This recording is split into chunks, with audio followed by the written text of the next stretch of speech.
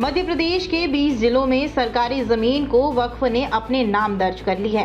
CAG की जांच में खुलासा हुआ है कि वक्फ ने सरकारी जमीन हड़पी। यह जमीन मध्य प्रदेश के लगभग 20 जिलों में 77 करोड़ की लगभग 33 सरकारी संपत्तियां वक्फ ने हेरफेर करके अपने नाम दर्ज करवाई है। यह जमीन कहीं राजस्व जमीन तो कहीं वन भूमि धार्मिक यूज में चेंज करके मस्जिद मजारों के सहारे वक्फ में दर्ज हुई।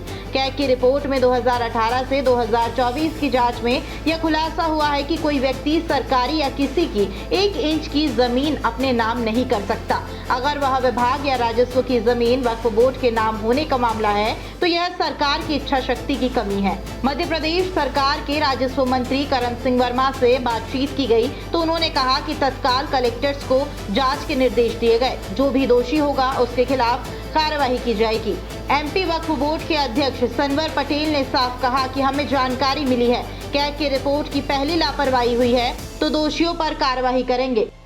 सरकारी ज़मीन नाजायज़ तरीके से तो कोई नहीं करा सकता, तो अगर एक व्यक्ति नहीं करा सकता है तो वक्फ बोर्ड भी नहीं करा सकता है।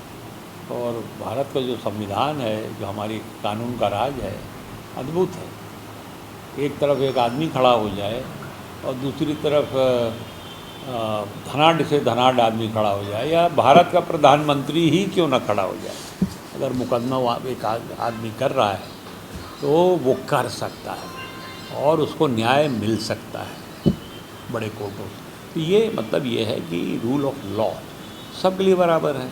तो वक्फ बोर्ड अगर करता है इस तरह से, सरकारी भूमियों में अतिक्रमण करता है, तो मैं समझता हूँ गलत है। 33 संपत्तियां लगभग पूरे प्रदेश के बीच करवाएंगे, पूरी जांच करवाएंगे। कब तक जांच होगी? अब कलेक्टर को निर्देश कर दिए सभी को। कार्रवाई होगी? हाँ, क्यों नहीं होगी। देखिए, आपके द्वारा और अन्य मीडिया संस्थानों के द्वारा यह जानकारी में आया है कि केक की इस प्रकार की रिपोर्ट आई है। विधिवत रूप से रिपोर्ट हमारे पास आने पर हम बिंदुवार जिस किसी ने भी अगर गलत किया है उस पर हम कार्रवाई निश्चित करेंगे। किसी भी बोर्ड को, और ख़ास करके मध्य प्रदेश वक्फ बोर्ड, जब से हम लोग गठित हुए 2023 से, हमने इस बात का खास ख्याल रखा है कि वक्फ की वैधानिक संपत्ति का संचालन संधारण हो, 1-1 इंच का हो, लेकिन किसी अन्य व्यक्ति की 1 इंच भी जगह, चाहे वो प्राइवेट हो या शासकीय हो, अन्य व्यक्ति की 1 इंच भी जगह को, 1 रुपये की भी जगह को वक्फ के नाम पर डिफ़ाल्टर नहीं किया गया और कहीं नहीं किया जाना चाहिए। और इसी कारण से कहीं ना कहीं पारदर्शिता में कमी थी, जवाबदेही में कमी थी। इसीलिए भारत सरकार नए कानून को लेकर आई है और नए कानून के बाद उम्मीद पोर्टल बना और उम्मीद पोर्टल पर एक एक संपत्ति, जो वैधानिक संपत्ति, वो ऑनलाइन इंदराज हो रही है। और इस नए कानून के बाद निश्चित रूप से कोई गलत काम होता था तो उस पर रोक लगेगी और हमारी जवाबदेही बढ़ेगी, पारदर्शिता बढ़ेगी। वाकिफ़ की मंशा के अनुसार हम अपनी वैधानिक संपत्तियों का संचालन संधारण करते हुए फलाही काम अर्थात परोपकार और जन कल्याण के कार्यों को ठीक से करने का अब काम हो पाएगा।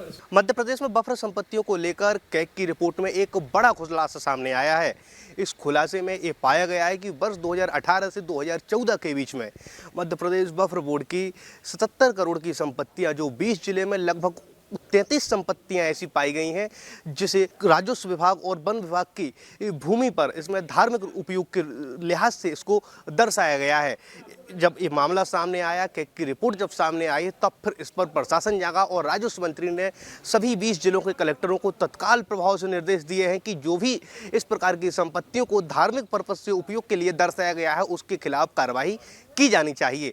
इसी लापरवाही को लेकर जब मध्य प्रदेश वक्फ बोर्ड के अध्यक्ष डॉक्टर सनवर पटेल से बात की गई तो उनका भी साफ तौर पर यही कहना है कि इस मामले में जो भी दोषी पाए जाएंगे उनके खिलाफ मध्य प्रदेश वक्फ बोर्ड भी सख्ती के साथ कार्रवाई करेगा। लेकिन बड़ा सवाल यही है कि इस कैग की रिपोर्ट में तकनीकी त्रुटि को नहीं माना गया है, यानी जानबूझकर सुनियोजित ढंग से इस जमीन को जो है धार्मिक पर्पज से उपयोग में दर्शाया गया है। अब बड़ा सवाल यही कि ये सिर्फ एक मामूली प्रशासनिक त्रुटि है या फिर ये हेरा फेरी का मामला है। इस बात का खुलासा तो तब होगा जब इस मामले को लेकर कलेक्टर अपनी रिपोर्ट प्रस्तुत करेंगे, चाहे मध्य प्रदेश वन विभाग को वो रिपोर्ट दें या फिर मध्य प्रदेश राजस्व विभाग को। हालांकि इसका इंतजार हमें करना पड़ेगा, जब इसकी जांच रिपोर्ट आएगी तब किन लोगों के खिलाफ इस पूरे मामले को लेकर कार्रवाई की जाएगी, ये देखने वाली बात होगी। कैमरा पर्सन गौरव झा के साथ पीयूष साहू, नेशन मिरर, भोपाल।